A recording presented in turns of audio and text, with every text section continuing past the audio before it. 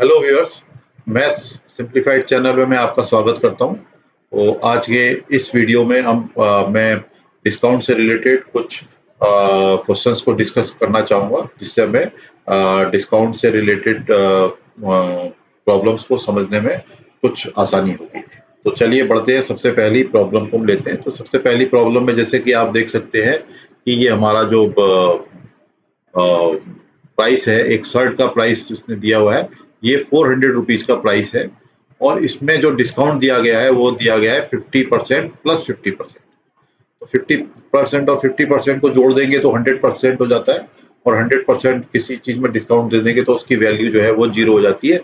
मगर ये इस तरह के डिस्काउंट जो प्राइस होते हैं वो इस तरीके से काम नहीं करते हैं। तो ये काम क्या करते हैं कि जब जो सेलिंग प्राइस है इस शर्ट का वो कितना है, 400 रुपीज है।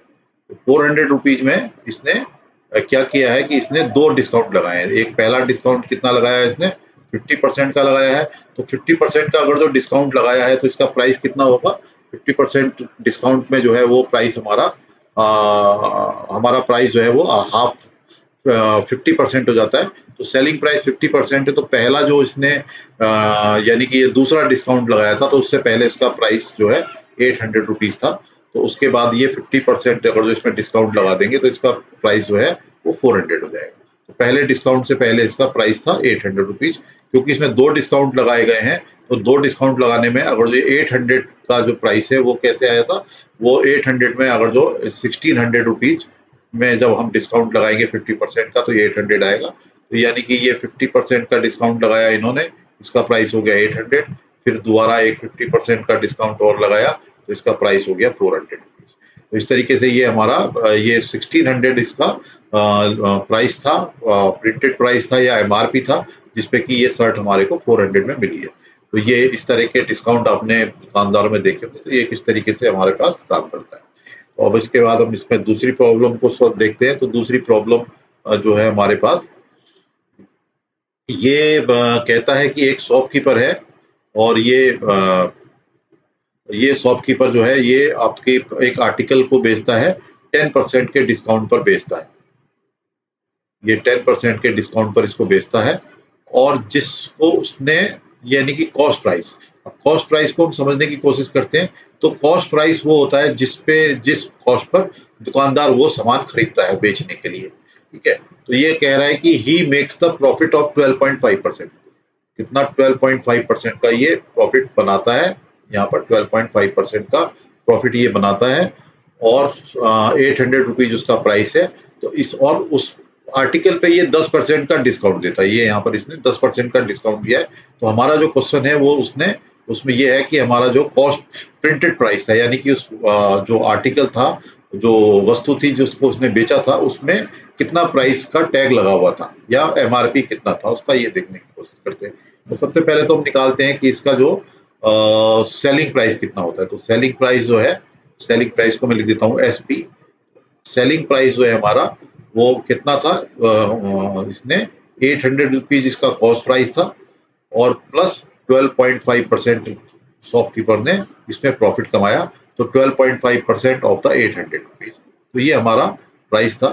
तो अगर जो हम इसको निकालेंगे तो 800 रुपीज प्लस 12.5 डिवाइडेड बाई 100 और मल्टीप्लाइड बाई 800, तो ये हमारा 12.5% हो जाएगा। तो इसमें अगर जो मैं ये जीरो को कैंसिल कर दूं और 12.5 को जब हम 8 से मल्टीप्लाई करते हैं तो इसकी वैल्यू आ जाती है 100 रुपीज। तो 800 प्लस 100 900, ये 900 जो है हमारा, ये क्या हो गया, ये हमारा हो गया सेलिंग प्राइस। सेलिंग प्राइस, ये सेलिंग प्राइस हो गया हमारा। ठीक है, अब सेलिंग प्राइस हो गया। अब इसे हमारा एमआरपी कितना था, एमआरपी और प्रिंटेड प्राइस। ठीक है, प्रिंटेड प्राइस। तो प्रिंटेड प्राइस में क्या था कि उसने ये कह रहा है कि उसने जो शॉपकीपर ने इस आर्टिकल को भेजा था, उसने कहा था मैं आपको 10% का डिस्काउंट दे रहा हूँ।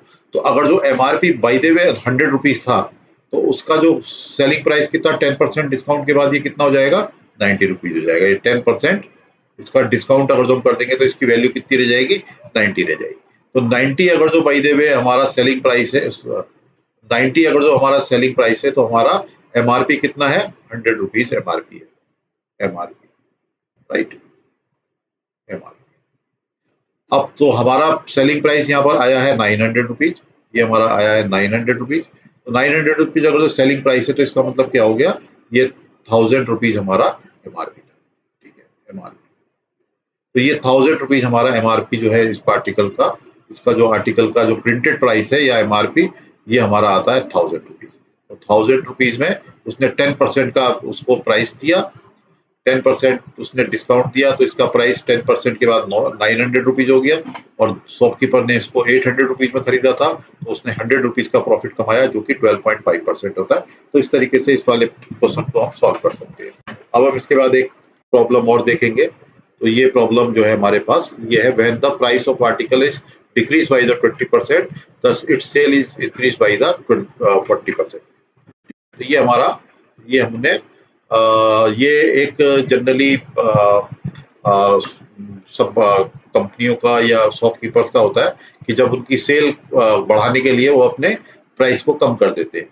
तो प्राइस को जब कम करते हैं किसी आर्टिकल, तो उसकी सेल बढ़ जाती है। तो ये क्वेश्चन पूछा गया है कि भाई अगर जो किसी आर्टिकल की हमने 20% बाय द वे प्राइस उसका कम कर दिया, उससे उसकी सेल 40% इंक्रीज हो गई, तो उससे हमारे उसके रेवेन्यू में क्या फर्क पड़ेगा। तो सबसे पहले तो हम समझते हैं कि रेवेन्यू क्या होता है। रेवेन्यू जो है आपका, रेवेन्यू रेवेन्यू होता है P multiplied by Q. P is the price of the article और Q is the quantity sold, ठीक है। तो ये पी क्यू हो गया। तो ये रेवेन्यू हमारा जो था जब उसकी प्राइस पी था और ये उसकी क्वांटिटी क्यू थी। अब क्या हुआ, इसकी सेल को हमने इसका प्राइस को कम कर दिया, यानी कि जो पी प्राइस था इसको कितना कर दिया, 20% डिस्काउंट, 20% कम कर दिया। तो नया प्राइस कितना आ गया इसका, तो new price, new P is equal to P minus 20% of the P, 20% of P. तो ये इसकी वैल्यू हो जाएगी आपकी पी माइनस 0.2 पी और इक्वल टू हो जाएगा 0.8 पी, राइट। इस तरीके से हमने ये देखा कि ये जो है ये वाला इसका प्राइस 0.8 पी हो गया, ये वाला 0.8 पी हो गया, सॉरी ये 0.8 पी हो गया, राइट। अब इसका जो Q है हमारा, तो ये जो Q है हमारा, Q कितना बढ़ गया इससे, Q जो हो गया ये नया Q हो गया, न्यू Q, न्यू Q हो गया Q plus 40% of Q, 40% of Q, 40% of Q। तो 40% Q का मतलब हो गया, जैसे ये हो जाएगा 0.4 P, ये हो जाएगा Q प्लस 0.4 Q, ठीक है। तो ये हो जाएगा 1.4। तो ये हमारा जो अब नया रेवेन्यू क्या हो जाएगा, the new revenue is the new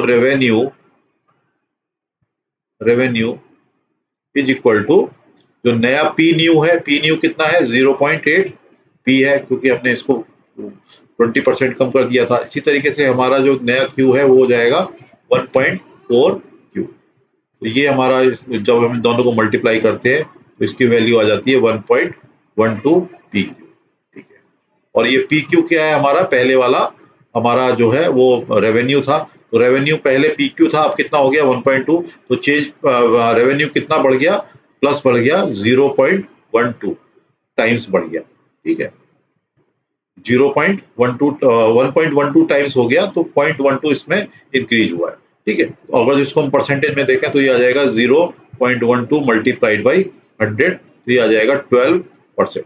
इस तरीके से हम ये देख सकते हैं कि ये जो हमारा जो रेवेन्यू है, अगर जो हम किसी चीज की सेल को बढ़ाते हैं, सेल किसी आर्टिकल के प्राइस को 20% कम करते हैं, और अगर जो उसकी सेल 40% बढ़ जाती है, तो उससे हमारा जो टोटल रेवेन्यू है या टोटल इनकम है, तो वो हमारी 12% बढ़ जाएगी। तो मैं उम्मीद करता हूँ कि ये वीडियो आपको पसंद आया होगा। तो मैं अगर जो ये वीडियो आपको पसंद आया है तो इस वीडियो को लाइक करें और मेरे चैनल को सब्सक्राइब करें। धन्यवाद।